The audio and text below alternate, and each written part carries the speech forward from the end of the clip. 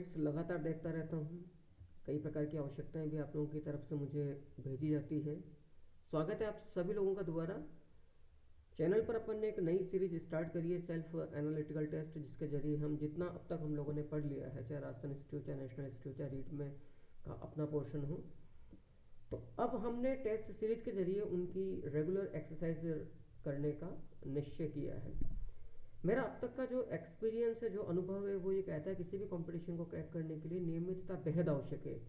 आप त्रुटि रहित अध्ययन सामग्री का तो अध्ययन लगातार कर ही रहे हैं, लेकिन जब तक आप उसे रेगुलर टच में रहकर उसको एक्सरसाइज नहीं करोगे, विभिन्न टेस्ट पेपर्स के जरिए, क्वेश्चन बैंक्स के जरिए अपने आप को सेल्फ एनालिसिस नहीं करोगे कि जी हमसे वास्तव में कितनी गलतियाँ हो रही है एक इंडिविजुअल यूनिट में, तो यकीन मानिएगा आप कोसों दूर रहोगे अपने इच्छित लक्ष्य से। उसी श्रृंखला में आज जो मैंने पहली इकाई ली है वो है समाज, REET level second, social study, सामाजिक अध्ययन में महत्वपूर्ण इकाई है। जरा देखते हैं कुछ महत्वपूर्ण प्रश्न, ध्यानपूर्वक देखिएगा। ये तमाम वही प्रश्न जो पहले आ चुके हैं और कुछ प्रश्न उनको लिया जिनकी संभावना है मेरे नज़रिए से इस रीट लेवल सेकंड के एग्जामिनेशन में आने की। आइएगा, पहला प्रश्न है फादर ऑफ द सोशियोलॉजी, यानी कि समाज शास्त्र का जनक किसे माना जाता है? वेबर को, मार्क्स को, ऑगस्ट कॉम्टे को और डी बॉटमोर को। तो आपका आंसर होगा इसमें ऑगस्ट कॉम्टे, याद रखिएगा। सही आंसर है ऑप्शन सी, समाज शास्त्र का जनक। समाज शास्त्र, सोशियोलॉजी, समाज शास्त्र को हमने इंग्लिश में जो कहा है वो है असल में सोशियोलॉजी, यानी कि सोशियो प्लस लोगोस, समाज का अध्ययन। सो इसका जो जनक माना गया है, जो फादर ऑफ द सोशियोलॉजी, वो माना गया, याद रखिएगा, बेहद महत्वपूर्ण है ऑगस्ट कॉम्टे। ये रूट क्वेश्चंस में से हैं, ये मूल प्रश्नों में से जो अक्सर आते ही हैं। दूसरा प्रश्न आपके सामने मैं ले रहा हूँ। दूसरा प्रश्न है, समाज को सामाजिक संबंधों के जाल या ताने बाने के रूप में परिभाषित किया गया है। संबंधों की इस सदैव परिवर्तित होने वाली जटिल व्यवस्था को समाज माना गया है। समाज को किस विद्वान ने इस परिभाषा के रूप में परिभाषित किया है? यानी कि society is a social web, समाज एक सामाजिक संबंधों का ताना बाना या जाल है जो निरंतर परिवर्तनशील रहने वाला एक कॉम्प्लेक्स सिस्टम है, जटिल व्यवस्था है। असल में ये किसने परिभाषित किया है? प्रश्न ये है। ऑप्शन आपके सामने चार ऑप्शन है, आंसर आपको नजर आ जाएगा। Option A Cooley, option B Kingsley Davis, option C MacIver Page, option D Durkheim. Correct answer is option C MacIver Page, जिनकी पुस्तक का नाम भी है, याद रखना, सोसाइटी। ये प्रश्न आता है, सोसाइटी किस समाजशास्त्री की पुस्तक का नाम है? तो आपका आंसर होगा मैकाइवर पेज, जिसने समाज को सामाजिक संबंधों का जाल या ताना बाना बोला है। अगला क्वेश्चन की तरफ हम बढ़ते हैं। क्वेश्चन नंबर तीसरा, समाज को सामाजिक संबंधों की एक ऐसी व्यवस्था किस समाज शास्त्री ने माना है जिसमें रहकर प्रत्येक व्यक्ति अपने व्यवहारों का सामाजिकरण, सोशलाइजेशन, सामाजिकरण करता है। सामाजिकरण का मतलब होता है समाज के प्रतिमान, समाज के आदर्शों, समाज के जीने के ढंग के अनुसार अपने आप को उन्हीं नियमों में, उन्हीं कायदों में, उन्हीं अनुशासन में रखना और व्यवहारिक जीवन में अमल में लाना, ऐसा सोशलाइजेशन, यानी कि यह सामाजिकरण है। तो प्रश्न है, समाज को सामाजिक संबंधों की ऐसी व्यवस्था किस समाजशास्त्री ने मानी है जिसमें रहकर प्रत्येक व्यक्ति अपने व्यवहार का सामाजिकरण करता है? Option A MacIver, option B नेबिको, option C Green, option D Parson. यहाँ पर भी वही आंसर होगा, सोसाइटी नामक पुस्तक के लेखक मैकाइवर, ऑप्शन ए राइट। बढ़ते हैं हम अगले प्रश्न की तरफ। क्वेश्चन नंबर 4, सामाजिक संबंधों की प्रमुख विशेषता होती है, यानी कि सामाजिक संबंध जो social relations as a fact, as a उसको हम तथ्य के रूप में किस रूप में परिभाषित करेंगे? सामान्य जीवन में भागीदार नहीं होना, एक दूसरे की उपस्थिति से अपरिचित होना, पारस्परिक जागरूकता का होना और डी उपरोक्त में से कोई नहीं। देखिएगा, सामाजिक संबंधों की जो प्रमुख विशेषता है, सामाजिक संबंध दो या दो से अधिक लोगों के बीच में बनता है, सामाजिक प्राणियों के बीच में बनता है। दो या दो से अधिक जब लोगों के बीच में बनेगा तो पक्की बात है कि ये संबंध फिर असल में निर्जीव नहीं हो सकते, चेतन होंगे, जहाँ पर एक दूसरे का परिचित होना, जिसे हम कहते हैं रेसिप्रोकल अवेयरनेस, यानी कि पारस्परिक जागरूकता का होना बेहद आवश्यक होता है। हमें ये मालूम रहता है कि अमुक व्यक्ति जिससे हमारे संबंध सोसाइटी में बन रहे हैं, समाज शास्त्र में बन रहे हैं वो हमारे कितने काम का है, क्या वो हमारे लिए बेनिफिशियल है या हार्मफुल है। ये पारस्परिक जागरूकता होती है जहाँ पर हम दो व्यक्ति, चाहे वो प्राइमरी ग्रुप के रूप में मिलते हो, चाहे सेकेंडरी ग्रुप यानी कि प्राथमिक समूह के रूप में के सदस्यों के रूप में मिल रहे हो, या द्वैतिक समूह के रूप में मिल रहे हो, उनमें जब तक पारस्परिक जागरूकता नहीं होगी, उनमें परस्पर सोशल इंटरेक्शन नहीं होगा, तो सामाजिक संबंधों का निर्माण पॉसिबल नहीं है। और वही समाज सोसाइटी की प्राइमरी यूनिट होती है। तो option C is the correct answer, यानी कि पारस्परिक जागरूकता का होना। क्वेश्चन नंबर 5 आइएगा। मैं फिर बोल रहा हूँ, मैं दोहरा रहा हूँ कि ये तमाम प्रश्न कई परीक्षाओं में आ भी चुके हैं और इनके आने वाली रीट की जो परीक्षा है लेवल सेकंड की, उसमें आने की भरपूर संभावनाएं हैं। यदि आप लोगों की तैयारी जो और क्लासेस होती हैं या जो नोट्स से जब आप लोग पढ़ते हैं, यदि वहाँ पे हल्की हो जाती है, तो आप इन टेस्ट सीरीज या मॉडल टेस्ट पेपर्स को हल करके भी अपनी तैयारी को शार्पन या धारदार कर सकते हैं, पुख्ता कर सकते हैं। क्वेश्चन नंबर 5वां आपके सामने पेश है।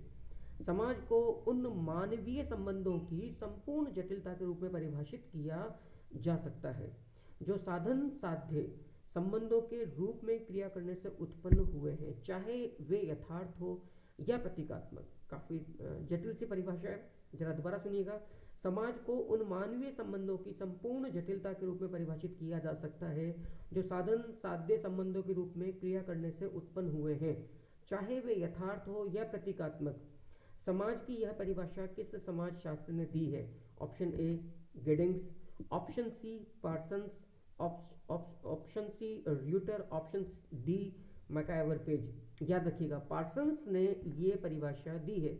दोबारा सुन लीजिए इस डेफिनेशन को। समाज को उन मानवीय संबंधों की संपूर्ण जटिलता के रूप में परिभाषित किया जा सकता है जो असल में साधन साध्य संबंधों के रूप में क्रिया करने से उत्पन्न हुए हैं। यानी कि पार्सन्स के अनुसार जो सामाजिक संबंध होते हैं, उनमें जब भी संबंध स्थापित किए जाते हैं सामाजिक सदस्यों के द्वारा, वो अपने इच्छित लक्ष्यों की प्राप्ति के लिए किए जाते हैं। इनमें किसी व्यक्ति के साथ संबंध स्थापित करना आपके लिए लक्ष्य हो सकता है और उस लक्ष्य को हासिल करने के लिए कुछ संबंधों को आप साधन के रूप में काम में लेते हैं। ये परिभाषित किया गया है पार्सन्स के अनुसार। क्वेश्चन नंबर 6, समाज स्वयं एक संघ है, संगठन है, औपचारिक संबंधों का योग है जिसमें सहयोग देने वाले व्यक्ति एक दूसरे के साथ जुड़े हैं या संबंधित हैं। समाज की यह परिभाषा किस समाजशास्त्र ने दी है? क्योंकि अच्छा, एक बड़ी दिक्कत है सोशियोलॉजी के साथ कि इसमें डेफिनेशंस काफ़ी ज़्यादा आती हैं। सामाजिक अवधारणाएं, सामाजिक परिभाषाएं काफ़ी ज़्यादा भरपूर मात्रा में इनका समावेश होता है। तो आपको फिर उसी रूप में इन चीज़ों को देखना होता है, समझना होता है, पढ़ना होता है, याद रखना होता है। दोबारा सुनिएगा। क्वेश्चन नंबर 6, समाज स्वयं एक संघ है, संगठन है, औपचारिक संबंधों का योग है जिसमें सहयोग देने वाले व्यक्ति एक दूसरे के साथ जुड़े हैं या संबंधित हैं। समाज की यह परिभाषा किस समाज शास्त्र ने दी है? आइएगा। Option A Giddings, option B Green, option C Odum, option D Cooley. याद रखिएगा, Giddings, Green, Odum and Cooley. याद रखिएगा, यह जो परिभाषा है कि समाज स्वयं एक संघ है, संगठन है, औपचारिक संबंधों का योग है, ये परिभाषा दी गई है गिडिंग्स के द्वारा, यानी कि ऑप्शन ए। मुझे फीडबैक देकर अवश्य बतलाइएगा। डे बाय डे मैं बिल्कुल हार्ड वर्क करके आप लोगों के सामने प्रयास करूंगा कि इस तरह की सीरीज़ रेगुलर लेकर आऊँ। और रात्रि को 8 बजे जो क्लास आती है एक रेगुलर क्लास के रूप में, वो चलती रहेगी, जिसमें राजस्थान का इतिहास है, संस्कृति आरंभ करना है मेरे को, 2 चैप्टर्स हम लोग पढ़ चुके हैं, इंडियन हिस्ट्री है। सो यहाँ पर जो परिभाषा दी गई है वो गिडिंग्स के द्वारा प्रस्तुत की गई है। क्वेश्चन नंबर 7 काफ़ी महत्वपूर्ण प्रश्न है, काफ़ी मेरे हिसाब से परीक्षा के लिहाज से बेहद महत्वपूर्ण है। समाज एक अमूर्त धारणा है जो एक समूह के सदस्यों के बीच पाए जाने वाले पारस्परिक संबंधों की जटिलता यानी कि संपूर्णता का बोध कराती है। परिभाषा दोबारा सुनिएगा।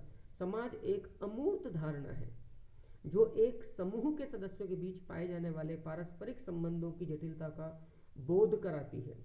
इस परिभाषा के अनुसार व्यक्तियों के मध्य पनपने वाले संबंधों को संपूर्ण व्यवस्था को समाज माना गया है, जो कि अमूर्त है। समाज एक अमूर्त अवधारणा है, दिखाई नहीं देता है। समाज को इस रूप में किस समाज शास्त्री ने परिभाषित किया है? याद रखना, इस परिभाषा से एक महत्वपूर्ण जो तथ्य आपके सामने निकल कर सामने आ रहा है वो ये है कि समाज एक अमूर्त धारणा है, नॉन लिविंग। समाज को आप ये परिभाषित नहीं कर सकते जी कि समाज इस सीमा से लेकर इतनी सीमा तक है, इतना एरिया है सोसाइटी का। सॉरी, समाज एक अमूर्त धारणा है। अब ये प्रश्न आया है कि ये परिभाषा किस समाजशास्त्र की है? Kingsley Davis, Rosenhofer, Morris Ginsberg and Reuter. The correct answer is Reuter, option D. Correct answer is option D, यानी कि Reuter. Okay, next question number 8। Question number 8 आपके सामने है। समाज एक व्यवस्था है जो व्यक्तियों को अपनी ओर आकर्षित करती है, उन्हें औपचारिक संबंधों में बांधती है, जिनके द्वारा अन्य सदस्य भी, समाज के अन्य सदस्य भी बंधे रहते हैं। उपयुक्त मत किस समाजशास्त्री का है? दोबारा देखिएगा, समाज एक व्यवस्था है जो व्यक्तियों को अपनी ओर आकर्षित करती है, उन्हें औपचारिक संबंधों में बांधती है, जिनके द्वारा अन्य सदस्य भी बंधे रहते हैं। उपयुक्त मत किस समाजशास्त्री का है? राइट का, गिडिंग्स का, ऑडम का, हॉबहाउस का। Correct answer is option B, Giddings का। समाज एक व्यवस्था है जो व्यक्तियों को अपनी ओर आकर्षित करती है और उन्हें औपचारिक संबंधों में बांधती है, जिसके द्वारा वो अन्य सदस्यों से भी अपने सोशल इंटरेक्शंस बनाकर परस्पर बॉन्डिंग में रहते हैं। ये परिभाषित किया है समाज को इस रूप में गिडिंग्स के द्वारा। क्वेश्चन नंबर 9, महत्वपूर्ण प्रश्न। समाज रीतियों एवं कार्य प्रणालियों की, याद रखिएगा, समाज रीतियों एवं कार्य प्रणालियों की, अधिकार एवं पारस्परिक सहायता की, अनेक समूहों तथा विभागों की। दोबारा सुनिएगा, समाज रीतियों एवं कार्य प्रणालियों की, अधिकार एवं पारस्परिक सहायता की, अनेक समूहों तथा विभागों की, मानव व्यवहारों के नियंत्रणों तथा स्वतंत्रताओं की एक व्यवस्था है। इस सदैव परिवर्तनशील, यानी कि सोसाइटी इज ए चेंजेबल, इस सदैव परिवर्तनशील जटिल व्यवस्था को हम समाज कहते हैं। यह सामाजिक संबंधों का एक जाल है और यह हमेशा परिवर्तित होता रहता है। इट्स ऑलवेज चेंज, यह हमेशा परिवर्तित होता रहता है। उपयुक्त परिभाषा निम्न में से किस सोशियोलॉजिस्ट या समाजशास्त्री की है? थोड़ी जटिल परिभाषा है, यही समस्या है इस चैप्टर से, आपको परिभाषाएं समझ कर याद रखनी ही है।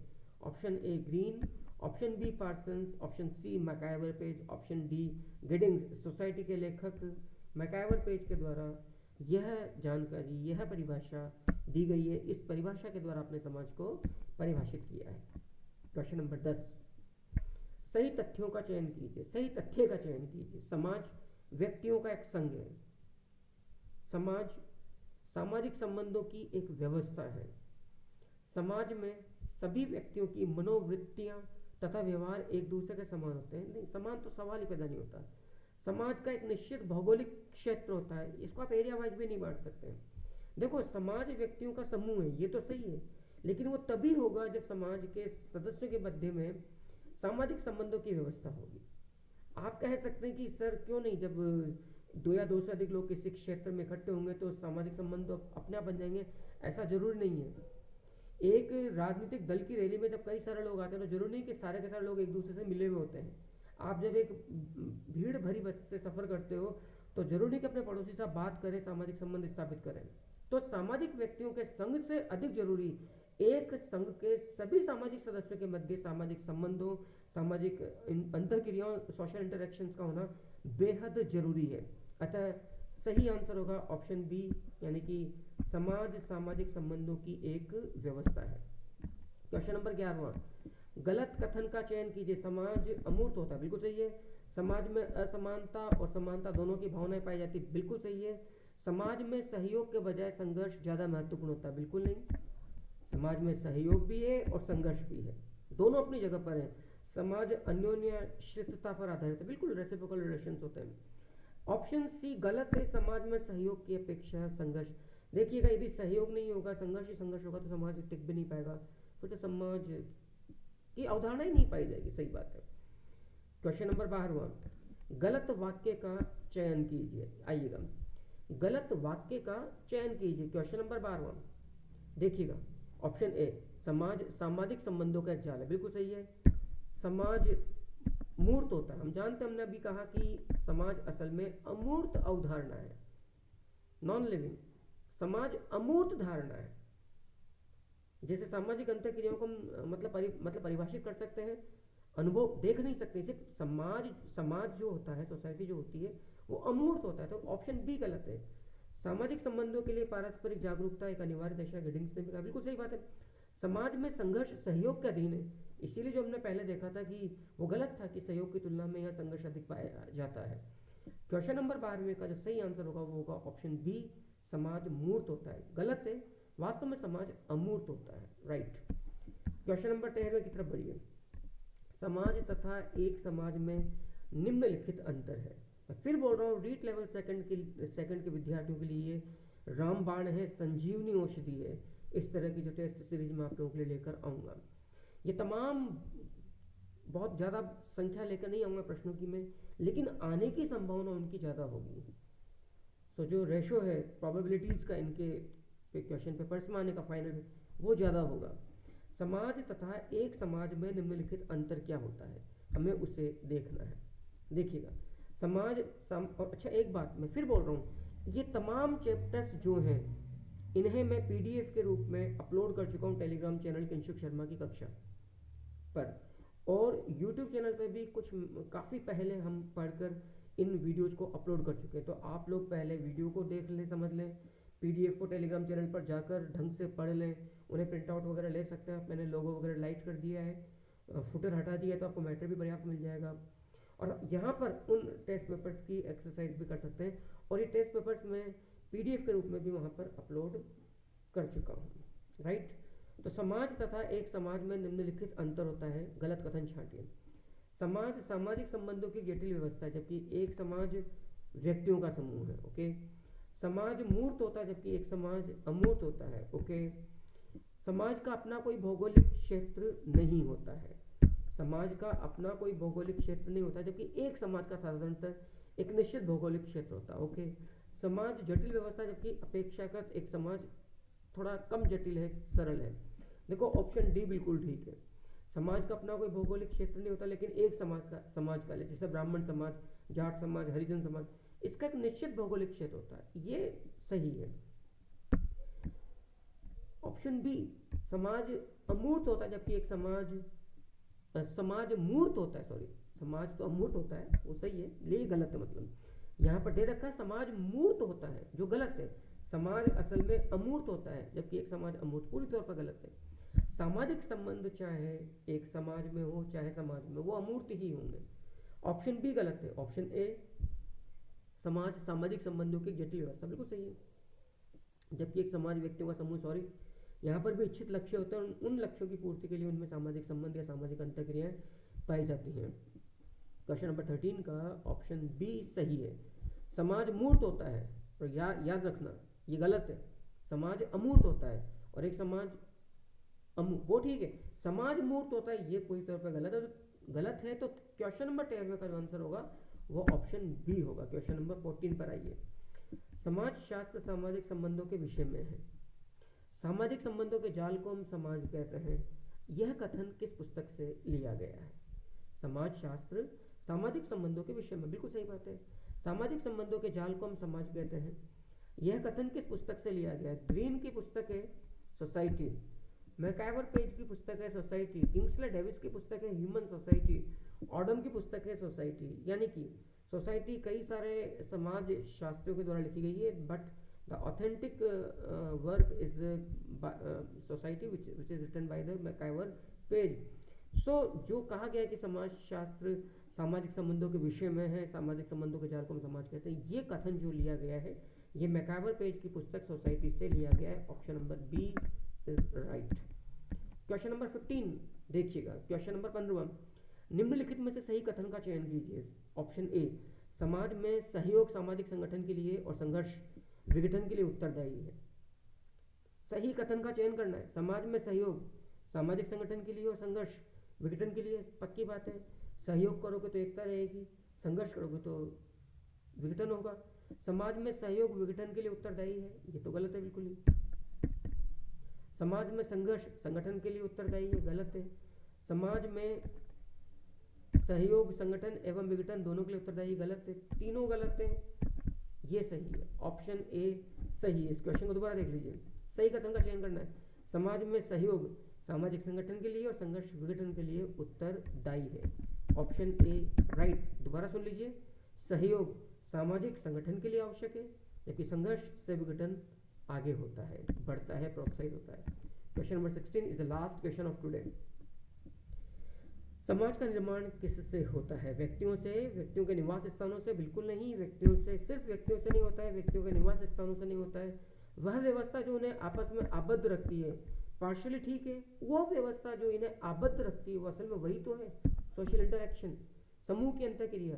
एक समूह के सदस्यों के मध्य परस्पर होने वाला सोशल इंटरेक्शन जो उनकी पारस्परिक जागरूकता की वजह से होती है, सामाजिक अंतः चेतना की वजह से जो अंतःक्रिया होती है, उनसे ही समाज का निर्माण होता है। तो क्वेश्चन नंबर 16 का जो सही आंसर होगा वो होगा ऑप्शन डी। इस प्रकार से ये जो यूनिट है सोसाइटी आपके REET level second social studies के सिलेबस से, उसके 16 महत्वपूर्ण प्रश्नों को आज मैंने लिया है, इस उम्मीद से कि आप लोग लगातार पढ़ेंगे, इस मैसेज को अपने फ्रेंड्स को फॉरवर्ड करेंगे, मुझे अपना जो अमूल्य फीडबैक है वो अवश्य देंगे कि ये टेस्ट सीरीज यदि आप लोग चाहते हैं तो मुझे बताएं कि आप लोगों की कैसा लगा और क्या ये आपके लिए हेल्पफुल रहेगा। यदि आप लोगों का एक अच्छी संख्या में मुझे मैसेज प्राप्त होता है तो यकीन मानिएगा रीट लेवल सेकंड का जितना भी सिलेबस है उन सब का मैं पूरी test series model test paper एक इकाई का इंडियन हिस्ट्री से, राजस्थान हिस्ट्री से और जो सोसाइटी वाला पेपर है वहाँ से मैं ले दूंगा, इस उम्मीद से कि आप लोग मुझे मेरे मैसेज को समझेंगे, कन्वे करेंगे और लगातार मेहनत करते रहेंगे और अपने अमूल्य जो कथन है, जो कमेंट्स हैं, उससे मुझे अवश्य अवगत करवाएंगे। Thank you very much. Vande Mataram. Wish you all the